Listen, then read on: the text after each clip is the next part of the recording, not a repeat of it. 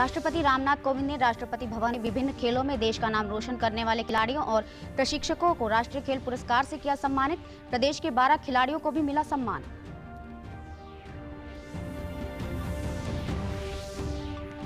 केंद्रीय कानून मंत्री किरेन रिजिजू ने citizens tele law mobile app किया लॉन्च। आमजन को अधिवक्ताओं के माध्यम से कानूनी परामर्श दिलाने और न्याय सुनिश्चित करने में होगा सहायक।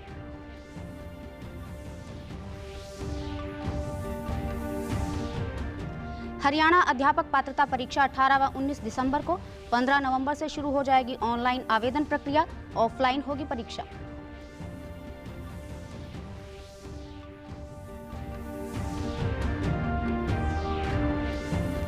और फतेहाबाद जिले में शहरी और ग्रामीण क्षेत्रों में हर घर दस्तक अभियान के तहत लगाया जा रहा है कोरोना रोधी टीका। लोगों ने इस पहल का किया स्वागत। नमस्कार, मैं ममता रानी। अब समाचार विस्तार से। राष्ट्रपति रामनाथ कोविंद ने आज शाम राष्ट्रपति भवन में राष्ट्रीय खेल पुरस्कार 2021 प्रदान किए। मेजर ध्यानचंद खेल रत्न पुरस्कार 12 खिलाड़ियों को दिया गया, जबकि 35 खिलाड़ियों को अर्जुन पुरस्कार से सम्मानित किया गया। प्रदेश के नीरज चोपड़ा, रवि कुमार, सुमित अंतिल और मनीष नरवाल को मेजर ध्यानचंद खेल रत्न पुरस्कार से सम्मानित किया गया। संदीप नरवाल, दीपक पूनिया, सुरेंद्र कुमार, सुमित, योगेश कथुनिया, सिंहराज अधाना, अभिषेक वर्मा और हरविंद्र सिंह को अर्जुन पुरस्कार से सम्मानित किया गया। वहीं कबड्डी कोच आशान कुमार को द्रोणाचार्य पुरस्कार से सम्मानित किया गया। केंद्रीय कानून मंत्री किरेन रिजिजू ने आज नई दिल्ली में citizens tele law mobile app को लॉन्च किया। इसके जरिए आम लोगों को कानूनी मदद दी जाएगी। यह ऐप लाभार्थियों को सीधे कानूनी सलाह और परामर्श देने वाले अधिवक्ताओं के पैनल से जोड़ेगा। आम लोगों को अधिवक्ताओं के माध्यम से कानूनी परामर्श दिलाने में उनकी मदद करने और न्याय सुनिश्चित करने के उद्देश्य से इस मोबाइल ऐप को तैयार किया गया है। इस मौके पर केंद्रीय कानून मंत्री किरेन रिजिजू ने टेली लॉ पर एक पुस्तक का भी विमोचन किया। उन्होंने कहा कि न्याय केवल कोर्ट में ही नहीं बल्कि लोगों को उनके दरवाजे पर मिलेगा। गरीब लोगों को न्याय दिलाना सरकार का दायित्व है।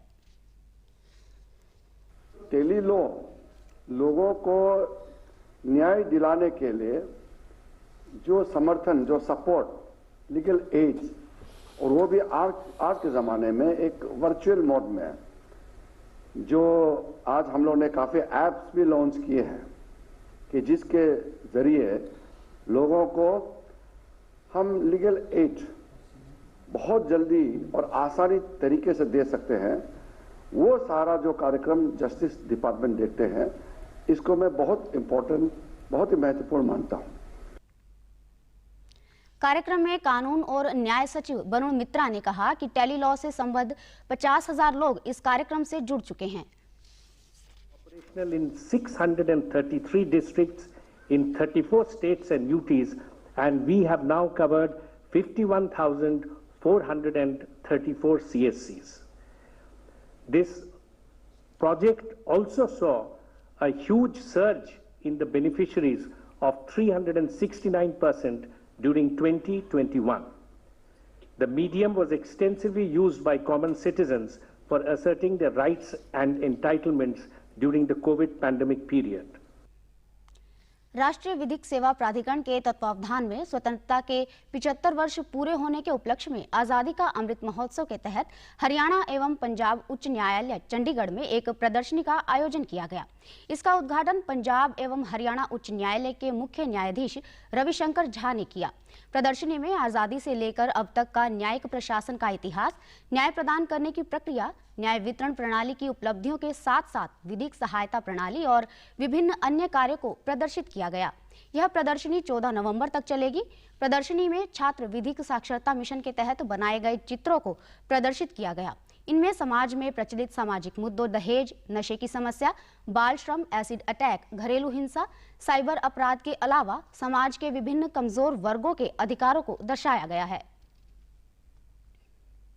हरियाणा अध्यापक पात्रता परीक्षा 2021 इस वर्ष 18 व 19 दिसंबर को होगी। इन परीक्षाओं के लिए ऑनलाइन आवेदन प्रक्रिया 15 नवंबर से शुरू हो जाएगी। हरियाणा विद्यालय शिक्षा बोर्ड अध्यक्ष डॉक्टर जगबीर सिंह ने आज पत्रकार वार्ता में बताया कि टीजीटी, पीजीटी व पीआरटी के लिए अध्यापक पात्रता परीक्षा में प्रदेश भर से लगभग 3 लाख परीक्षार्थियों के शामिल होने का अनुमान है। बोर्ड की वेबसाइट पर आवेदन प्रक्रिया 25 नवंबर तक चलेगी। उन्होंने बताया कि परीक्षा ऑफलाइन तरीके से ही करवाई जाएगी। बोर्ड अध्यक्ष ने बताया कि यदि कोई अभ्यर्थी एक लेवल के लिए एक से अधिक आवेदन करता है तो उसका आवेदन रद्द कर दिया जाएगा। पात्रता परीक्षा 2021 का आयोजन 18 और 19 दिसंबर को कर रहा है। 18 दिसंबर को शनिवार है, सायंकाल एक परीक्षा होगी और 19 दिसंबर को रविवार है। उस एक परीक्षा प्रातःकाल में होगी, एक सायंकाल सत्र में होगी। कुल मिलाकर 3 परीक्षाएं ये आयोजित की जाएंगी 18 और 19 दिसंबर को। इसमें हम 15 नवंबर से और 25 नवंबर तक विद्यार्थियों के एप्लीकेशन लेंगे। जो भी अभ्यर्थी होंगे 11 दिन में अप्लाई कर सकते हैं और 3 दिन को उनको अपना करेक्शन के लिए दिया जाएगा। वहीं लोगों ने गृह जिलों में ही परीक्षा केंद्र की सुविधा देने पर कहा कि ये बोर्ड का सराहनीय कदम है। पहले एचटेट परीक्षा के लिए दूसरे जिलों में जाना पड़ता था, जिससे परीक्षार्थियों को आर्थिक परेशानी के साथ आवागमन करने में भी दिक्कत होती थी। गृह जिले में ही परीक्षा केंद्र बनने से आवेदनकर्ता पढ़ाई पर ही अपना ध्यान केंद्रित कर पाएंगे। अध्यापक पात्रता परीक्षा को लेकर मैं सबसे पहले हरियाणा विद्यालय शिक्षा बोर्ड का आभार जताना चाहूँगा, जिन्होंने हम जैसे अध्यापकों के लिए जो इस परीक्षा को देंगे उनके लिए गृह जिले में ही परीक्षा केंद्र बनाए हैं। दूर दराज परीक्षा केंद्र होने पर आने जाने में जो समस्या होती थी, वो जो समय बचेगा वो समय हम अपनी पढ़ाई में लगा पाएंगे।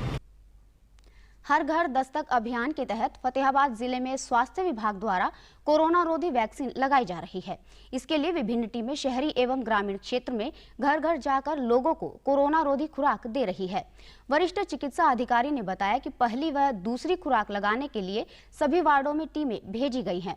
पहले जो लोग किसी गंभीर बीमारी के कारण या घर से अस्पताल की दूरी ज्यादा होने के कारण टीका नहीं लगवा पाए थे, वे अब नई पहल के तहत टीकाकरण करवा रहे हैं। सारे कोविड वैक्सीनेशन का फर्स्ट और सेकंड डोज का जो हमारा टीकाकरण चल रहा है उसको अभी मॉडिफाई करके हर घर टीकाकरण का अभियान चलाया गया, जिसमें हमारे जो जितनी भी टीम बनाई गई हैं, जिसमें हर घर जाकर वो जैसे पोलियो में पोलियो ड्रॉप पिलाते होते हैं उसी हिसाब से हम टीकाकरण कर रहे हैं, जिसमें जितने भी बेनिफिशरी हैं जिनके टीका वो कोवैक्सीन 28 दिन और कोविशील्ड 44 डेज हो गए जिनको पूरे, उनके सभी का टीकाकरण प्रथम डोज जिसको नहीं लगी उनके सभी का टीकाकरण हम घर घर जाके कर रहे हैं, ताकि हमारा जो है ना कोविड वैक्सीनेशन कवरेज बढ़े और कोरोना से लोगों को बचाया जा सके और एक बायो बबल तैयार हो सके जिससे कोविड लोगों को इफेक्ट ना कर सके। अच्छा रिस्पॉन्स मिल रहा है। जैसे पहले जिनको किडनी प्रॉब्लम, कोई हार्ट डिजीज, कुछ ऐसी है दिक्कतें, वो नहीं आ रहे थे लगवाने, लेकिन उनको समझाया गया ये तो कोविड के लिए, कोरोना गले की जो इन्फेक्शन है उनके लिए ही है, सांस की दिक्कतों के लिए, इनका उन पर कोई असर नहीं है। तो ये समझाने के बावजूद दूसरे लगवा रहे हैं इंजेक्शन। स्थानीय निवासियों ने कहा कि यह सरकार का काफी सराहनीय कदम है। उन्होंने बताया कि स्वास्थ्य विभाग की टीम द्वारा उन्हें इस टीके का कोई दुष्प्रभाव न होने की बात समझाने के बाद उन्होंने टीकाकरण करवा लिया। पहले उन्हें भ्रम था कि गंभीर बीमारी वाले लोग इस टीके को लगवाने के बाद अधिक बीमार हो जाते हैं, लेकिन टीका लगवाने के बाद ऐसा कुछ नहीं हुआ। जैसे कि सरकार ने घर घर जाकर वैक्सीन का जो उद्देश्य दिया है बहुत अच्छा है जी, और फैमिली का भी बहुत अच्छा रिस्पांस मिल रहा है, और जो सरकार सोच रही है फैमिली के लिए बहुत अच्छा सोच रही है जी, और सभी को इंजेक्शन लगवाने चाहिए। आज वैक्सीनेशन के लिए टीम आई हुई थी और उन्होंने सबको टीकाकरण किया कोविड के लिए। पहले हम भी बहुत डर रहे थे और ये वैक्सीनेशन हमने नहीं करवाया, लेकिन आज करवा लिया है और हमें कुछ भी प्रॉब्लम नहीं हुई, बिल्कुल स्वस्थ है।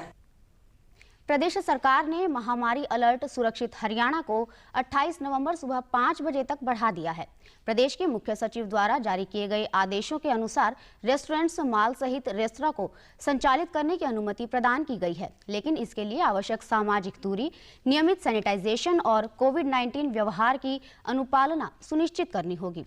कोविड नियमों की अनुपालना के साथ जिम और स्पा को भी खोलने की अनुमति दी गई है। इसी प्रकार से सभी दुकानों और मॉल्स को आवश्यक सामाजिक दूरी, नियमित सैनिटाइजेशन और कोविड-19 व्यवहार की शर्तों के साथ खोलने की अनुमति प्रदान कर दी गई है। उप मुख्यमंत्री दुष्यंत चौटाला ने ग्रामीण क्षेत्रों में मच्छरों के प्रकोप को प्रभावी रूप से खत्म करने के लिए आज पानीपत में फॉगिंग मशीनें वितरित की। कार्यक्रम में उन्होंने कहा कि जिस तरह से डेंगू और अन्य बीमारियों का प्रकोप बढ़ रहा है, उसको देखते हुए प्रदेश के हर गांव में फॉगिंग मशीनें वितरित की जाएंगी। उन्होंने बताया कि पानीपत में सांकेतिक रूप से 23 मशीनों का वितरण किया गया है और प्रथम चरण में लगभग 95 मशीनें गाँव में दी जा रही हैं। उप मुख्यमंत्री ने कहा कि शहरी क्षेत्रों के लिए भी फॉगिंग मशीनें दी जाएंगी। लगातार फॉगिंग से डेंगू और मलेरिया के मामलों में गिरावट आएगी। उन्होंने अधिकारियों को गांव में फॉगिंग के लिए निर्धारित शेड्यूल तैयार करने के निर्देश भी दिए। उप मुख्यमंत्री ने कहा कि हरियाणा देश का पहला ऐसा राज्य है जहां इस तरह की फॉगिंग मशीनों का वितरण किया जा रहा है। पलवल में महर्षि पतंजलि योग संस्थान एवं जिला योग एसोसिएशन के तत्वावधान में 3 दिवसीय 37वीं राष्ट्रीय योगासन प्रतियोगिता आज शुरू हुई। इसमें विभिन्न राज्यों के करीब 250 खिलाड़ी भाग ले रहे हैं। इस अवसर पर योग खिलाड़ियों ने योग प्रक्रियाएं कर लोगों को योग के बारे में जागरूक किया। योगाचार्य ने बताया कि इस योग प्रतियोगिता का उद्देश्य युवक व युवतियों का चरित्र निर्माण करना है। उन्होंने कहा कि भारत देश योग में विश्व गुरु है। युवा पीढ़ी को योग का ज्ञान देना जरूरी है। योग करने से शरीर की रोग प्रतिरोधक शक्ति बढ़ जाएगी और व्यक्ति निरोग रहता है। और स्वास्थ्य के प्रति उनके अंदर जागृति पैदा हो और हम सबका यह प्रयास घर घर में हो। योग अभ्यास के अंतर्गत हम घर घर में जाए। हमारा हिंदुस्तान विश्व का गुरु जो माना जाता है, प्राचीन योग विद्या को फिर हमारी जनरेशन, आने वाली युवा पीढ़ी दोबारा से हमें जो है हम उनका मार्गदर्शन करें। पतंजलि ने जो सूत्र दिए, यम नियम आसन प्राणायाम प्रत्याहार धारणा ध्यान समाधि तक जाने का, और घर घर में जब योग अभ्यास हो तो कोरोना उनको होगा नहीं, डेंगू भी नहीं होगा, क्योंकि उनकी इम्यूनिटी शक्ति बढ़ेगी। हमने यही उद्देश्य बनाया कि हर हाल में हमें जनमानस तक और अंतिम छोर तक, अंतिम व्यक्ति तक, अंतिम बच्चे तक योग फैलाना है। खिलाड़ियों ने कहा कि योग हमारी प्राचीन धरोहर है। योग से शरीर को स्वस्थ रखा जा सकता है, साथ ही मानसिक स्वास्थ्य भी ठीक रहता है। लोगों को प्रतिदिन योग करना चाहिए। मैं 1 सितंबर से 2020 से योगा कर रही हूँ और सभी को योगा करना चाहिए सुबह सुबह और सभी लोग स्वस्थ रहें। मैं आप सभी से ये अपील करता हूँ कि आप सभी योग करें और स्वस्थ रहें। योग करने से हम बुरी चीज़ों से दूर रहेंगे और हमारा स्वास्थ्य भी ठीक रहेगा। योग हमारी ऐसी चीज़ है कि वो बीमारियों को भी भगाती है, स्वास्थ्य के लिए भी बहुत अच्छी होती है। मेरा नाम यश है, मैं गाजियाबाद से आया हूँ। मैं आपको योग के बारे में कुछ बताना चाहता हूँ। योग जो है, जो बाबा रामदेव ने बहुत पूरे क्षेत्र में उसका नाम कर रखा है और योग से हम बहुत दूर तक जा सकते हैं और योग हमें सुबह सुबह उठकर करना चाहिए, उससे हमारा स्वास्थ्य ठीक रहेगा। डीडी न्यूज़ हरियाणा पर देश और प्रदेश से जुड़ी खबरों को विस्तार से जानने के लिए आप हमारे साथ फेसबुक, ट्विटर और यूट्यूब के माध्यम से भी जुड़ सकते हैं। हमसे जुड़ने के लिए आप हमारे सोशल मीडिया हैंडल को भी फॉलो कर सकते हैं। अब आप अपने मोबाइल फोन से QR कोड स्कैन कर हमारे यूट्यूब चैनल पर सीधे पहुंच सकते हैं। भारत कोविड-19 के खिलाफ लड़ाई को मजबूत करने के लिए दुनिया का सबसे बड़ा टीकाकरण अभियान चला रहा है। केंद्रीय स्वास्थ्य और परिवार कल्याण मंत्रालय के मुताबिक राष्ट्रव्यापी टीकाकरण अभियान के तहत देश में अब तक कोविड रोधी टीकों की 111 करोड़ 40 लाख से अधिक खुराक दी जा चुकी है। वहीं पिछले 24 घंटों में कोविड के 11,000 से अधिक नए मामले सामने आए हैं और 12,000 से अधिक मरीज स्वस्थ हो चुके हैं। इससे स्वस्थ होने की दर बढ़कर 98.26% हो गई है। प्रदेश में भी कोरोना टीकाकरण का कार्य सुचारू रूप से चल रहा है। प्रदेश में अब तक कोरोना रोधी टीके की 2 करोड़ 66 लाख 95 हजार से अधिक खुराक दी जा चुकी है। प्रदेश में कोविड से 7,61,000 से अधिक लोग स्वस्थ हो चुके हैं, जबकि 107 मामले सक्रिय हैं। अंत में इस बुलेटिन के मुख्य समाचार एक बार फिर। राष्ट्रपति रामनाथ कोविंद ने राष्ट्रपति भवन में विभिन्न खेलों में देश का नाम रोशन करने वाले खिलाड़ियों और प्रशिक्षकों को राष्ट्रीय खेल पुरस्कार से किया सम्मानित। प्रदेश के 12 खिलाड़ियों को भी मिला सम्मान।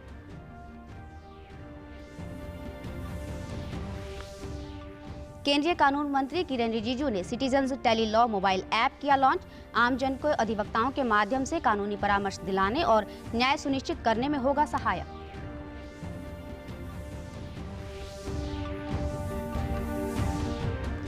हरियाणा अध्यापक पात्रता परीक्षा 18 व 19 दिसंबर को, 15 नवंबर से शुरू हो जाएगी ऑनलाइन आवेदन प्रक्रिया, ऑफलाइन होगी परीक्षा।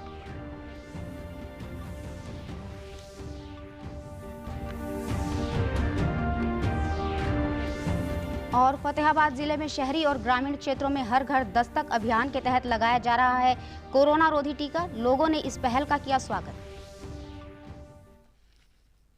सभी दर्शकों से अपील है कि आप जब भी घर से बाहर निकले तब मास्क जरूर पहनें, 2 गज की दूरी बनाए रखें और एक नियमित अंतराल पर अपने हाथ धोते रहें। और अगर आप पात्र हैं तो टीकाकरण अवश्य करवाएं, तभी आप कोरोना महामारी से बच सकते हैं। आज के बुलेटिन में बस इतना ही। नमस्कार।